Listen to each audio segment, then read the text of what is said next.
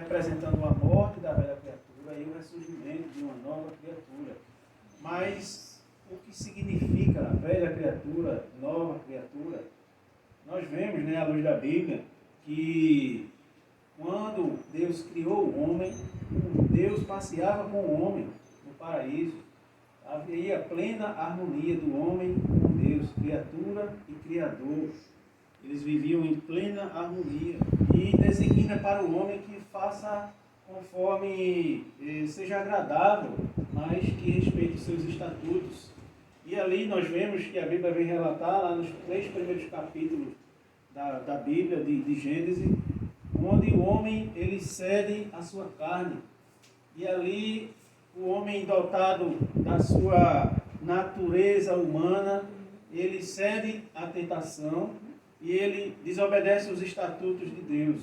E a partir do momento em que há a desobediência, a evidência da desobediência, imediatamente, instantaneamente, há ali o reconhecimento do seu afastamento com Deus e do pecado que entra nele verdadeiramente. Porque nós vemos que instantaneamente eles perceberam que estavam despidos, perceberam que estavam nus. E eles andavam no meio de Deus e nunca haviam percebido isso. E ali foi a primeira evidência de que a maldade entrou no coração do homem. A pureza já não existia mais. E ali acontece, desde aquele momento em diante, o Senhor Deus provê uma saída para o homem. O homem cai, o homem tropeça, o homem é retirado da presença de Deus, mas Deus, em sua infinita misericórdia, Ele promete um Salvador, porque a essência de Deus ela é imutável. Deus ele é 100% amor, mas Ele também é 100% justiça. E uma vez quebrados os estatutos de Deus, esse estatuto precisa ser compensado, precisa se pagar um preço pela desobediência.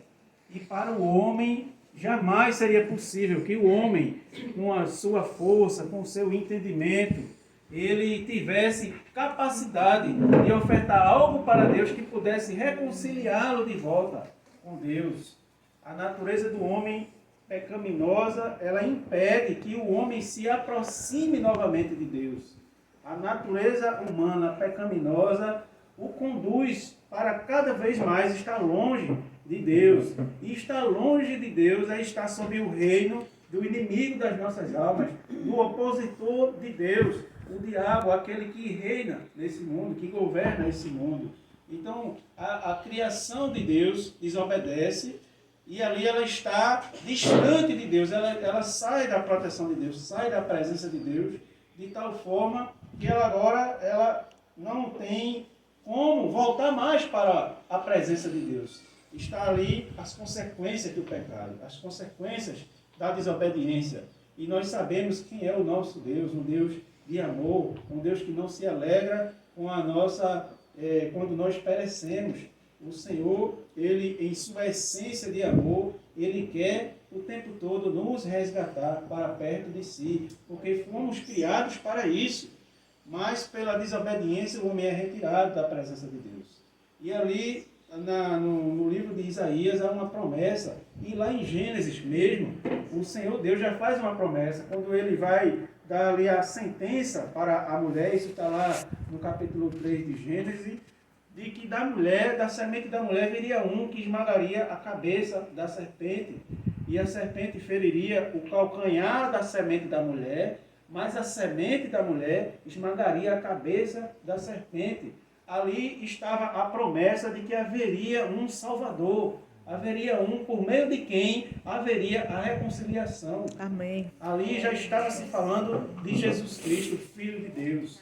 Naquele exato momento, Deus ele traz um simbolismo para a vinda de Cristo, naquele dia onde o homem desobedece, e é quando Adão e Eva percebem que estão despidos, eles se escondem da presença de Deus e pegam folhas para se cobrir, para cobrir ali a nudez que estava ali diante do Senhor.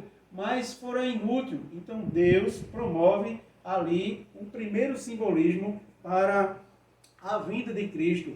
Deus pega pele de animais Então, naturalmente que é impossível pegar e retirar a pele de um animal sem que o mate. Então, uma vida inocente foi perdida naquele momento para cobrir o pecado daqueles dois transgressores.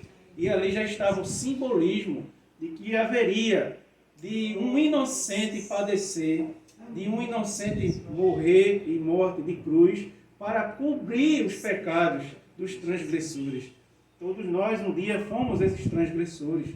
Todos nós um dia andamos desgarrados, distantes do Senhor, desgovernados de Deus e governados pela nossa própria natureza humana, que nos conduz naturalmente, tal qual os nossos antepassados, a desobedecer a Deus, a fazer algo que desagrada a Deus. Então, uma vida foi perdida naquele dia para cobrir os pecados daquela transgressão. E ali, no livro de Isaías 53, nós vamos ver que como uma ovelha muda, ele foi levada ao matadouro. Jesus, o Filho de Deus, vem, deixa a sua natureza divina e assume uma natureza humana para nos promover a salvação, para nos promover a reconciliação. Nós estávamos totalmente destituídos da graça de Deus, como diz lá em Romanos, porque todos pecaram e destituídos estão da graça de Deus. Todos nós estávamos destituídos, ou seja, nós estávamos fora da promessa, fora de um dia ter a esperança de estar de volta com o Senhor. Mas hoje a mensagem do Evangelho, a mensagem de Cristo é de que nós estamos voltando para casa. Nós estamos voltando para casa. Por mais difíceis que sejam esses dias, que a nossa esperança, a nossa alegria maior seja de que nós estamos voltando para casa. E isso já está garantido, porque aquele que fora prometido para esmagar a cabeça da serpente, ele já veio e ele já esmagou a cabeça da serpente. O nosso Senhor Jesus, ele venceu a morte para nos garantir a vida. Ele viveu a nossa vida para promover o perdão pelos nossos pecados. Somente Ele é digno, porque Ele nasceu, viveu e morreu sem cometer nenhum pecado. A sua vida era fazer a vontade de Deus o tempo todo. Então Jesus é aquele por meio de quem nós nos aproximamos de volta com Deus, com o Criador. E nesse momento o Espírito Santo habita em nós. Neste exato momento o Espírito Santo de Deus, ele nos move a termos uma vida de esquecermos a este mundo e termos uma prioridade na nossa vida. Temos uma compreensão macro de que esta realidade material ela é inferior a uma realidade espiritual que está acontecendo neste momento. Nós, por meio de Cristo, por meio do Espírito Santo de Deus, nós estamos sendo aperfeiçoados para voltarmos para casa. E a palavra de Deus é um instrumento que Deus nos deixa para que nós possamos andar por esse caminho de aperfeiçoamento. E aqui, entrando propriamente na palavra, o apóstolo Paulo vem dizer: que diremos, pois, permaneceremos no pecado para que a graça abunde? Não, a graça de Deus é um favor imerecido. Quando nós não nos convertemos a Cristo, a nossa carne ela tem fome e sede de pecado.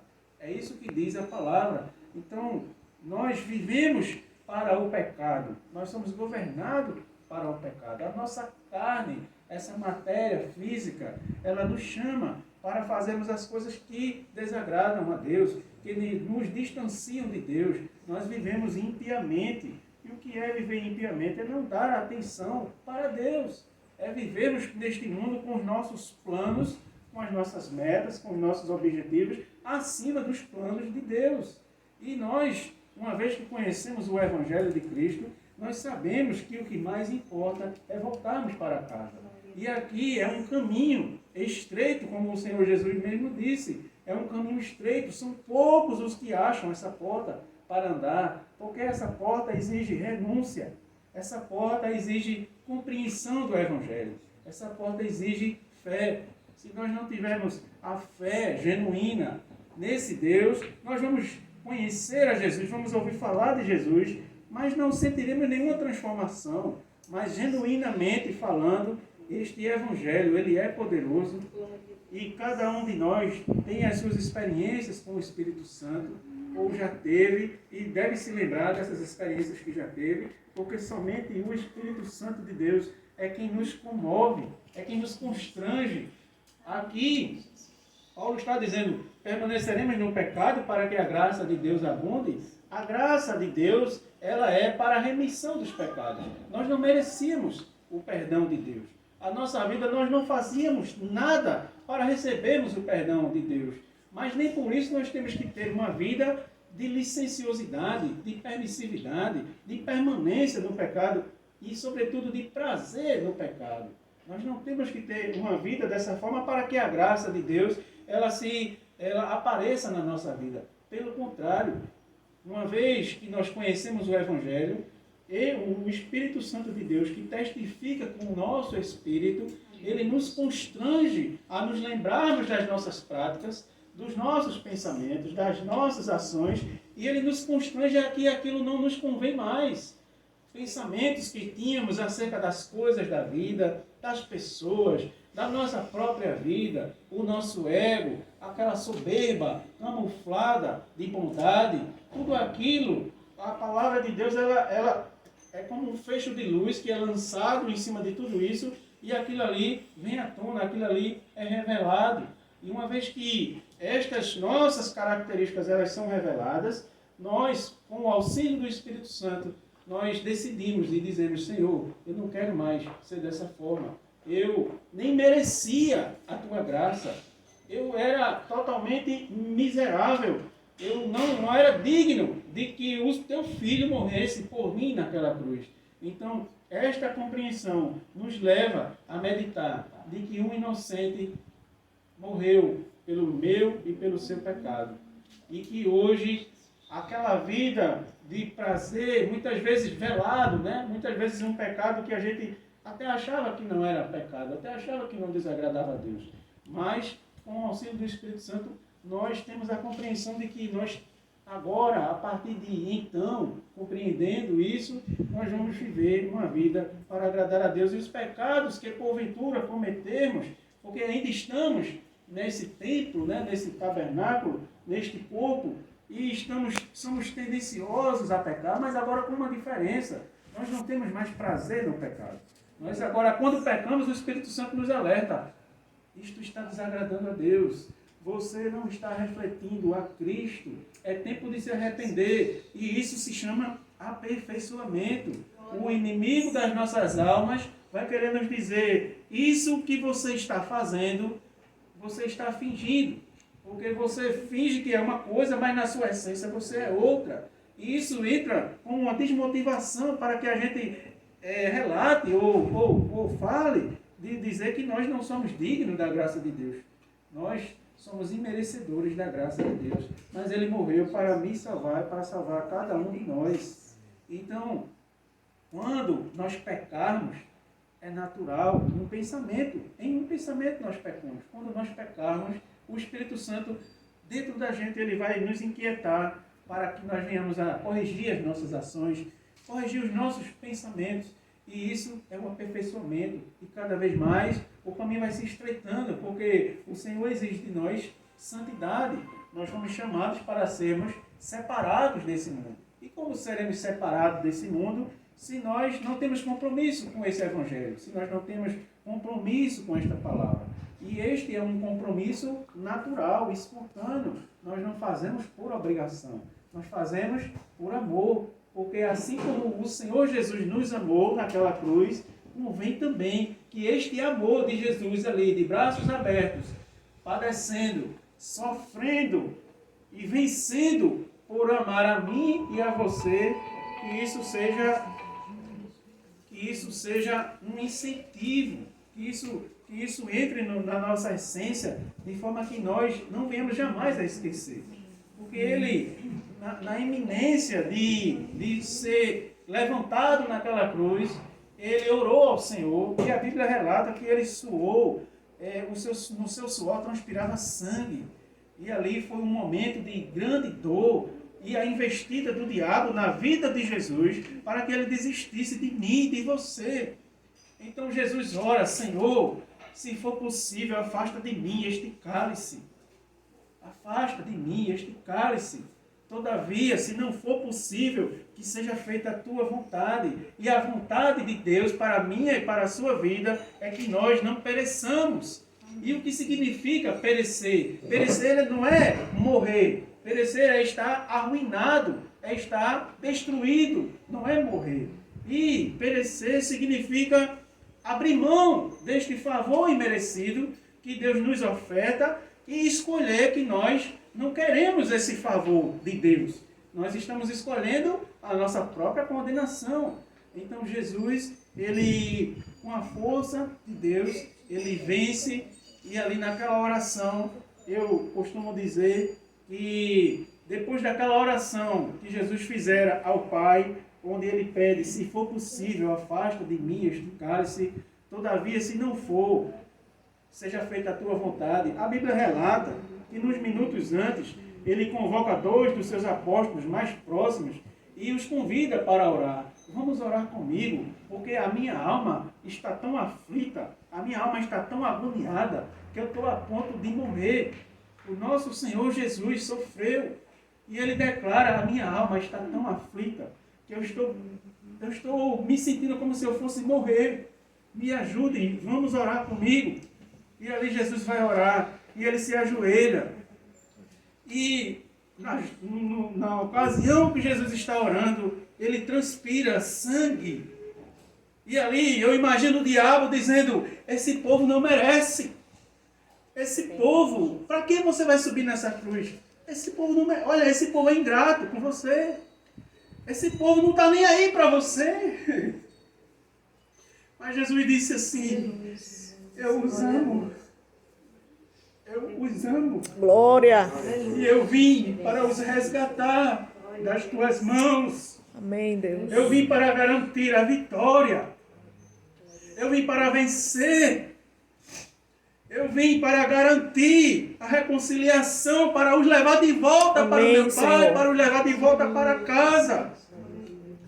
O nosso Senhor Jesus, naquela oração, ele está combatendo com o inimigo das nossas almas, que combate com a nossa alma hoje. Este mesmo Espírito que atribulou o nosso Senhor, ele nos atribula nos dias de hoje. Por que você está perseverando? Por que você medita nesse Evangelho? Por que você acredita nesse Evangelho? Olha, o mundo é melhor. O mundo tem mais coisas, mais interessantes. Esse é um caminho de sofrimento, de renúncia. Você precisa aproveitar enquanto está vivo. Mas o diabo, ele não sabe que nós não estamos sozinhos. Ele sabe, na verdade, que nós não estamos sozinhos. Nós estávamos sozinhos. Mas a partir do momento que esta palavra, como uma flecha, ela entra no nosso coração, esta palavra, ela vai direto no alvo. E ela vai como uma chave que abre o cativeiro, onde nós estávamos refém uma vida inteira de cegueira, de escravidão, de serventia. Imagina o que é você servir como escravo, com um sorriso no rosto. Éramos nós servindo a este mundo, aos prazeres deste mundo, em atender com rapidez os desejos da nossa carne. Era isso que era onde nós estávamos presos. Mas o Senhor Jesus, ele venceu a morte. E ele subiu naquela cruz. E naquele momento em que ele se levanta daquela oração, o Senhor Deus, o Supremo Deus, ele conforta o coração de Jesus e ele diz: é necessário pagar o preço. É necessário subir naquela cruz. E é necessário porque muitos crerão por meio do seu sacrifício. Glória a Deus. O teu sacrifício irá aplacar multidões. Por meio do teu sacrifício, por meio da oferta, por meio do teu sangue derramado, muitos se converterão e muitos cativeiros serão abertos. E nós estamos aqui testemunhando o poder do sangue de Jesus, que nos lava e que nos liberta de todo o pecado. Nós somos testemunhas vivas desse Deus que não se vê, mas que se sente. Desse Deus que se sente no nosso coração, que domina agora a nossa vida, que governa a nossa vida, que rege a nossa vida e, sobretudo, que nos dá da sua essência para vivermos neste mundo. Porque a nossa essência é inútil. A nossa essência, ela combate contra a essência de Deus. E esta essência que nós herdamos dos nossos pais materiais, elas nos afastam de Deus. Mas Deus nos sela com o seu Espírito Santo para andar conosco, dizendo: vamos, meu filho, você já deu um primeiro passo. Não se preocupe com o segundo, com o terceiro, com o quarto, com quantos vierem. Então somente acredita que eu estou segurando nas tuas mãos. E eu vou te levar para pertinho do Pai. O caminho vai ser de dificuldade, vai ser um caminho estreito. Mas não desiste, filho. Porque o Senhor Jesus não desistiu de nenhum de nós. Glória a Deus. O Senhor Jesus não desistiu de nenhum de nós. Ele foi até o fim. E se hoje nós estamos aqui testemunhando o poder que há no nome de Jesus, há poder nesse nome, igreja. Glória a Deus. Este nome, existe um poder supremo, sobrenatural no nome de Jesus. Há um poder incomparável. Então somente que nós tenhamos o nosso coração fluindo, desejoso, de vontade, de querer que este poder habite em nós, para que nos auxilie neste caminho estreito, que é permanecermos ainda como seres vivos neste mundo, mas com a consciência de que nós estamos fazendo o dever de casa para irmos morar com Ele na eternidade. Porque esta é a promessa que Ele nos fez. Ele virá outra vez e Ele virá buscar a sua igreja. E hoje nós temos um momento de confessarmos a Ele diante dos homens, de declararmos a nossa fé nele diante dos homens. Esta fé que já estamos perto de sermos questionados. Mas é momento, é tempo de estar firmado na rocha que é Cristo. É tempo de estar firmado. Não temos tempo a perder. Não temos tempo para vacilos. Não temos tempo para desperdiçar. O Senhor já está às portas. Já estamos vivendo os últimos dias que antecedem a volta de Cristo. Nós, daqui a pouco tempo, eu não estou falando aqui algo que os irmãos não pensem. Todos já pensam nisso. Daqui a pouco tempo seremos questionados acerca da nossa fé, como muitos dos nossos irmãos espalhados pelo mundo já são questionados. Imagine que daqui a pouco vamos estar ali e uma pergunta será feita: você reconhece Jesus como o Filho unigênito de Deus, que morreu pelos seus pecados? E ali, com toda a liberdade, os irmãos dirão com convicção: sim, eu confesso a Jesus, eu creio que Jesus é o Filho de Deus. Mas imagine que os irmãos nossos no mundo estão passando pela mesma situação, mas ali o que está em jogo é a sua própria vida. Você confessa esse Jesus? É bom que você negue esse Jesus, do contrário você vai morrer. Ou familiares seus vão morrer. E aí, se nós não estivermos firmados em Cristo, nós vamos negar a Cristo. Faça diferente do que Ele fez por cada um de nós naquela cruz, quando Ele não negou a nenhum de nós. Ele venceu, Ele foi até o fim.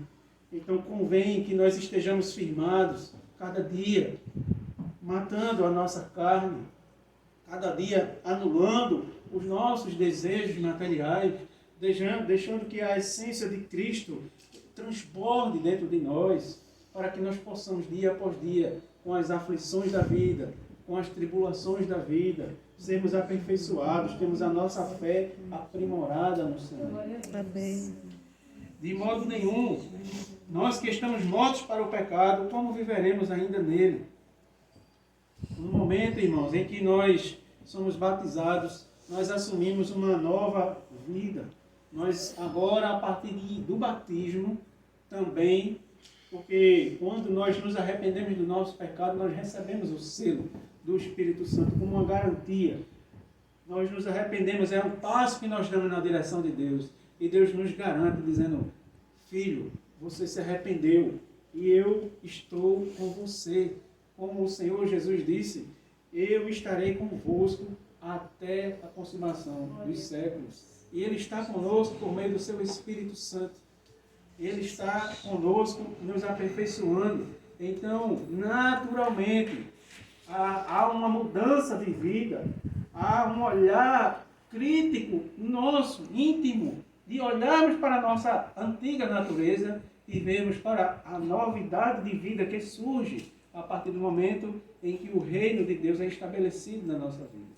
Porque o reino de Deus não vem com aparência exterior.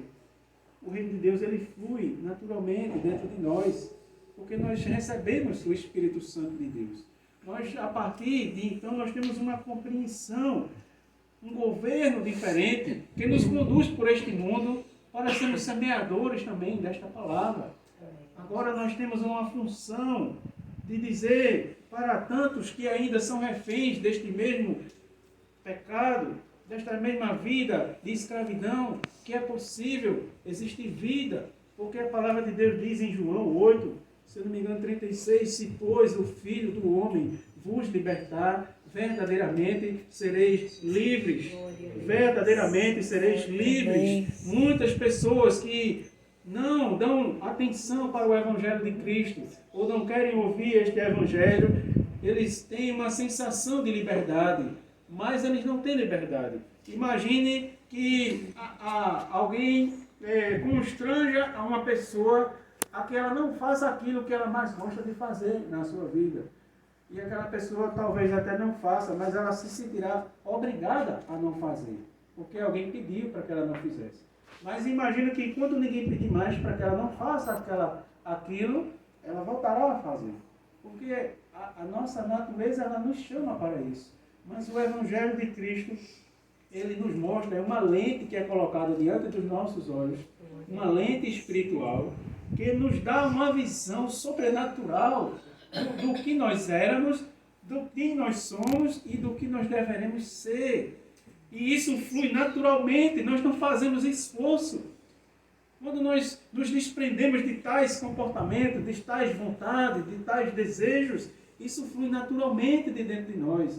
Nós não estamos aqui seguindo um checklist, um protocolo. Hoje eu tenho que deixar de fazer isso. Hoje eu preciso deixar de pensar naquilo. Se for assim, amanhã você esquece, você joga o checklist fora, você cansa. Porque não é com as nossas forças, igreja. É pelo poder do Espírito Santo de Deus. Só Ele é quem é capaz de nos dar essa capacidade de vencermos este mundo. E a melhor parte é que isto flui naturalmente. Muitos por aí temem. Jesus está voltando, as pessoas sentem medo. Mas a igreja de Cristo, verdadeira, genuína, ela se alegra. Ela diz: Maranata, ora, vem, Senhor Jesus. Amém. Vamos voltar para casa. Amém. Vamos deixar esse mundo. Teremos dos nossos olhos enxugada toda lágrima. Nada aqui importa, nada aqui tem valor. Qual a importância de tudo isso aqui? O que mais importa é que estaremos com Ele na eternidade. Isto se dará com a sua vinda. Muitos de nós, talvez nem veremos Ele raiar nas nuvens. O Senhor nos arrebatará em uma morte natural, em uma circunstância qualquer. Mas estaremos com uma certeza nesta vida.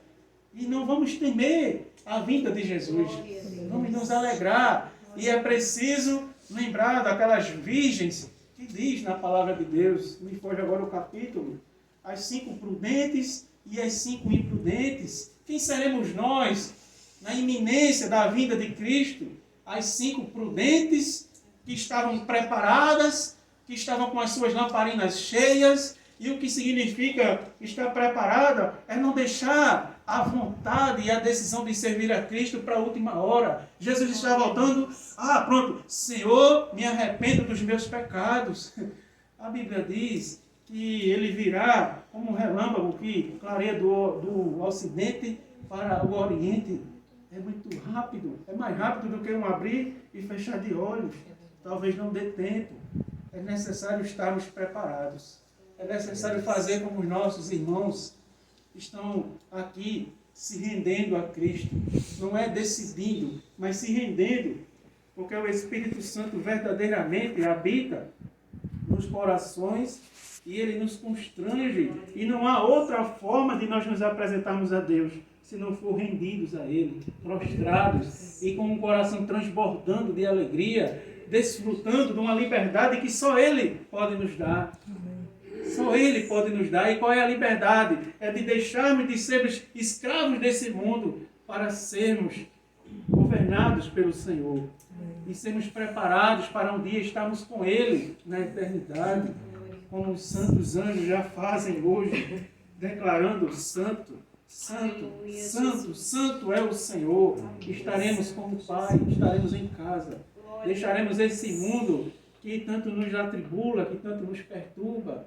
Mas eu não estou aqui fazendo uma apologia a uma desconexão deste mundo, uma desistência deste mundo. Não, de maneira nenhuma. Este barco, ele tem um leme, este barco, ele tem o seu capitão. Nós somos esta embarcação. O mar é a vida. E aquele que é o nosso capitão é o Senhor. Então ele não nos chama para ficarmos à deriva, para ficarmos inertes, para onde o vento soprar. Nós temos um objetivo, nós temos um alvo, nós temos um foco. E este caminho quem nos dá é o Senhor Jesus, porque Ele é o caminho, a verdade e a vida. Amém. E ninguém chega ao Pai se não for por Ele. Amém. Ele é o único caminho. Não adianta a gente imaginar que com as nossas próprias forças chegaremos ao Pai. Não existe outro caminho, irmãos. Não existe. O único e verdadeiro caminho é Jesus. Ele é o caminho, a verdade e a vida. Aleluia, Jesus. De sorte que fomos sepultados com Ele pelo batismo na morte, para que, como Cristo foi ressuscitado dentre os mortos, pela glória do Pai, assim andemos nós também em novidade de vida. Nós morremos para este mundo. Os irmãos daqui a pouco vão simbolizar isso, vão representar esta morte ali, sendo imersos naquelas águas batismais. Ali estará representada a morte do velho homem. E os seus pecados serão lançados no mar do esquecimento. O Senhor não levou em conta os tempos da ignorância. Então, se o diabo nos condena e nos faz pensar que para nós, Jesus não morreu para mim. Jesus morreu para todos, menos para mim. Os meus pecados são imperdoáveis. Mas Jesus morreu por todos nós e Ele perdoa todos os pecados. Ele só quer de nós que nós nos rendamos a Ele com o coração sincero, quebrantado, reconhecendo que nós somos dependentes dEle, porque Ele é o caminho. Nós precisamos ter essa ciência de que Ele é poderoso para perdoar os nossos pecados. O inimigo das nossas almas, ele nos tenta a pensar que nós somos um caso perdido para Deus. Não há impossíveis para Deus, igreja. Deus, ele pode perdoar todos os pecados. Então, somente nós estejamos prostrados diante dele, com um coração arrependido, com um coração sincero, com um coração que não endurece ao ouvir esta palavra, mas que permite que esta palavra entre em seu coração e que esta palavra faça aquilo que nós nunca conseguimos fazer na nossa vida. É mudar de vida, viver em novidade de vida, ter a certeza de que os nossos pecados foram jogados no mar do esquecimento. Deus não leva em conta os tempos da ignorância. Se nós decidirmos nos rendermos a Cristo, Ele nos perdoa e Ele nos abraça como o filho pródigo que abriu mão de estar na presença de Deus e pega ali sua parte na herança e vai viver no mundo, satisfazendo os seus desejos. E ali, num determinado momento de fracasso, ele reconhece que fez tudo errado na sua vida. Ele tinha tudo e resolveu escolher não ter nada. Porque os prazeres deste mundo escravizam a alma de tal forma que ela nos conduz ao fracasso. E esse é o objetivo do inimigo das nossas almas. Mas o objetivo do Senhor, do nosso Senhor e Salvador Jesus Cristo, é nos promover a vitória, nos promover a vida. Então aquele filho pródigo, ele, num momento de extremo fracasso, quando na casa de seu pai havia fartura de pão e de alegria, ele agora está numa pocilga, em um ambiente que era para porcos se alimentarem, e ele tem vontade de se alimentar daquele alimento dos porcos, restos de comida. O homem chega no ápice do seu fracasso quando está longe de Deus. E ali ele toma uma decisão, e é a decisão que todos nós um dia tomamos, e que muitos ainda precisam tomar, se arrepender. E ele ergue a sua voz ao céu e diz: Senhor, pequei contra o céu e pequei contra ti. Vou ter com meu pai, vou me arrepender, vou voltar para casa. E aí o nosso pai, diferente do inimigo das nossas almas, ele não está rancoroso com aquele filho que ele, ainda estando em vida, pede a sua herança. Imagine a ofensa de um pai e ver um filho dizendo: eu quero a minha parte na herança, mas eu ainda estou vivo, meu filho. Talvez ali nós poderíamos interpretar que aquele filho estivesse desejando a morte de seu pai, porque o pai ainda estava vivo e ele pede a sua parte na herança. E o pai diz: tudo bem, meu filho, tome a sua herança. Talvez a gente pudesse imaginar com uma mente natural, sem a essência de Deus, de que aquele pai estava esperando somente o dia em que aquele filho voltaria. E ele lhe diria poucas e boas, né? Usando uma expressão popular. Mas a Bíblia diz que aquele pai, ele não está rancoroso com seu filho. Apesar da sua decisão dissoluta, da sua decisão de rebeldia, da sua decisão de falta de respeito com o seu pai, aquele homem, ele não está esperando o dia que seu filho voltará rastejando aos seus pés, para ele então encher o seu peito e humilhá-lo diante de todos. Bem feito, era isso que você queria? Olha a sua situação. Talvez alguém pudesse imaginar isso, que aquele pai estaria esperando somente essa ocasião para passar no rosto do seu filho a sua desobediência e as consequências da sua desobediência. Mas a palavra de Deus diz que naquele momento, aquele pai está no alpendre da casa como quem já estivesse esperando o seu filho voltar, e o nosso Deus está nos esperando no alpendre da casa para nos receber nas mansões celestiais. Ele está com os braços abertos nos esperando. Ele está com os braços abertos esperando que nós nos arrependamos verdadeiramente.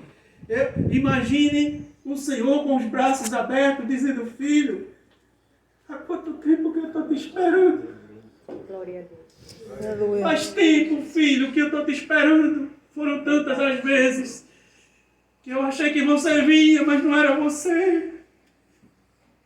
Aleluia. Aleluia, glória a Deus. Eu achei que era você, mas não era. Mas eu não desisti, filho. Eu fiquei aqui te esperando. E naquele dia em que o homem fracassa e ele se arrepende, ele volta.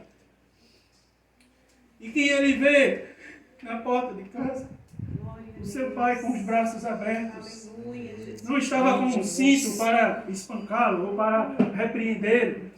Mas ele já estava, ao que parece, com uma festa programada para quando ele voltasse. Aleluia, Jesus. Ele diz rapidamente: pega um anel, coloca no dedo dele. Glória a Deus. Pega o melhor veste, coloca e veste ele, e coloca uma sandália nos pés dele. Aleluia. Aleluia, Jesus. Aquele pai, ele não tinha rancor, ele não tinha mágoa. Ele tão somente ele tinha o desejo de ver o seu filho voltar. E o seu filho volta. E é recebido pelo seu pai. E o seu pai lhe veste de honra. E o seu pai pega um bezerro cevado e o sacrifica. E um banquete acontece naquele lugar.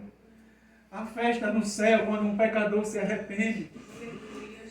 Que nós possamos meditar nesta palavra, nos arrepender profundamente, e que nós possamos crer verdadeiramente que o nosso Pai está com os braços abertos nos esperando, que Ele está com a sua mão estendida naquele momento em que nós pensamos em desistir, porque vamos ser tentados a desistir. Sim, vamos. O nosso Senhor Jesus viveu isso na pele. O diabo tentou de todas as formas. Desista, desista, desista. Mas ele diz, eu não desisto, eu não desisto, eu não desisto, eu não desisto. Eu vou até o fim. Aleluia. Eu vou até o fim. Você não tem mais poder do que o Criador do universo. Aleluia. Você é um derrotado e o que está reservado para você é a condenação eterna. Glória Mas a para Deus. aqueles que creem em mim, está reservado viver comigo na eternidade, nas mansões Aleluia, celestiais. Jesus. Glória ao teu nome. Esta é a promessa que nós temos com o Pai. Que nós possamos morrer definitivamente para este mundo. E que nós possamos desfrutar já aqui, porque é possível desfrutar do reino de Deus aqui, porque o reino de Deus está dentro de nós. Amém. E acreditar verdadeiramente que estamos voltando para casa. E quem está nos recebendo é o autor e consumador da nossa fé.